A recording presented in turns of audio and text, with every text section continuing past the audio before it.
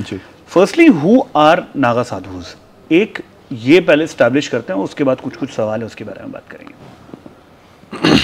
देखिए, Greek mythology में best जो वॉरियर्स होते हैं उनको कौन क्या बोलते हैं बताइए?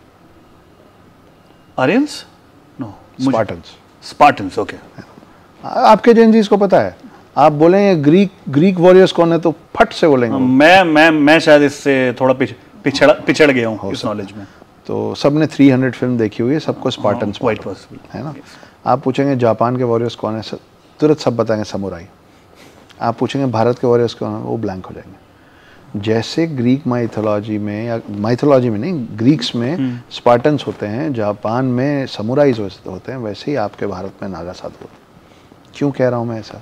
इसलिए कह रहा हूँ कि आदिगुरु शंकराचार्य को 7th-8th सेंचुरी में एक बात समझ में आई कि जितने भी राजा और सेना हैं जो अस्त्र शस्त्र उठाना जानते हैं, जो ट्रेंड सोल्जर्स हैं, they are only fighting for either land और मोर संपत्ति, देयर किंगडम, एक्सपेंशन, या डिफेंड कर रहे हैं या ऑफेंड कर रहे हैं, लेकिन कर रहे हैं एक्सपेंशन के लिए। ठीक है, धर्म के लिए कोई नहीं लड़ रहा।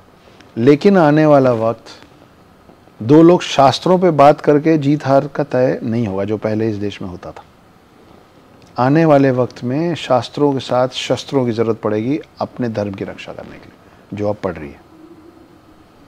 तब आदिगुरु शंकराचार्य ने इस क्लैन का सृजन किया, इस समुदाय को बनाया, और ये धर्म के रक्षक हैं। इनका आजीवन, इनका काम ही वही है कि हमारी स्थापना हुई है धर्म की रक्षा के लिए। तो मैं अभी बार बार बोल रहा हूँ, कुछ लोग सुन चुके होंगे, लेकिन आप 100 बार सुनिए मेरी इस बात को, कि अगर आप अपने आर्मी के सोल्जर्स को देख के, अगर आप अपने एयरफोर्स के पायलट्स को देख के, अगर आप अपने नेवी के सील्स को देख के डरते नहीं हैं, उल्टा आपके अंदर में रिस्पेक्ट आती है, तो अगली बार से जब आप नागा साधु को देखें तो उनको नमन कीजिए, उनको रिस्पेक्ट दीजिए। क्योंकि जैसे आर्मी, नेवी और एयरफोर्स आपके सरहद की, आपके देश की रक्षा कर रहे हैं, वैसे ही नागा साधु आपके धर्म की रक्षा कर रहे हैं। तो they are the protectors of dharma, they are the soldiers of your religion.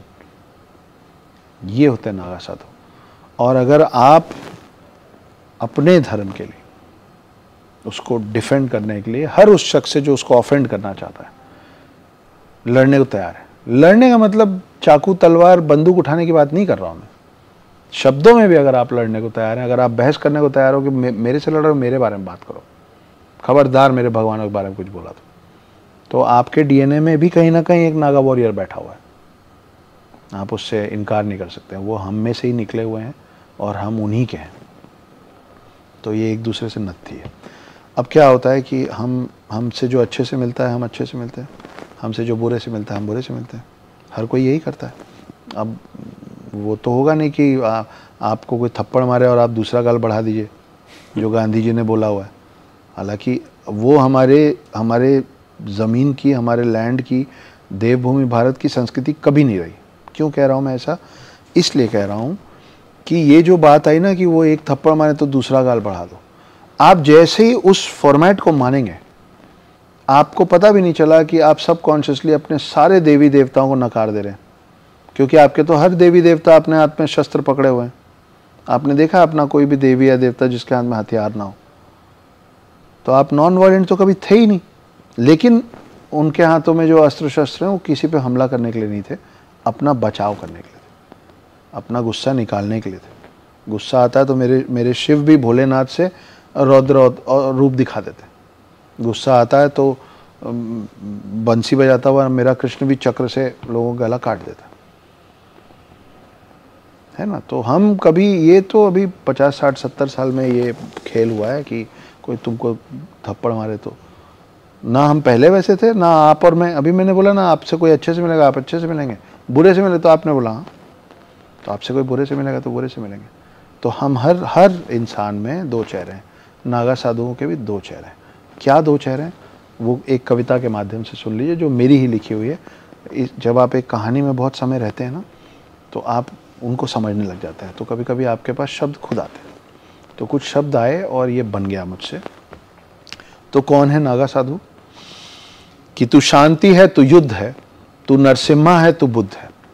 आप प्यार से मिलेंगे तो बुद्ध के जैसे मिलूंगा मैं, और गुस्सा दिखाएंगे तो मैं नरसिम्हा भी हो सकता हूँ।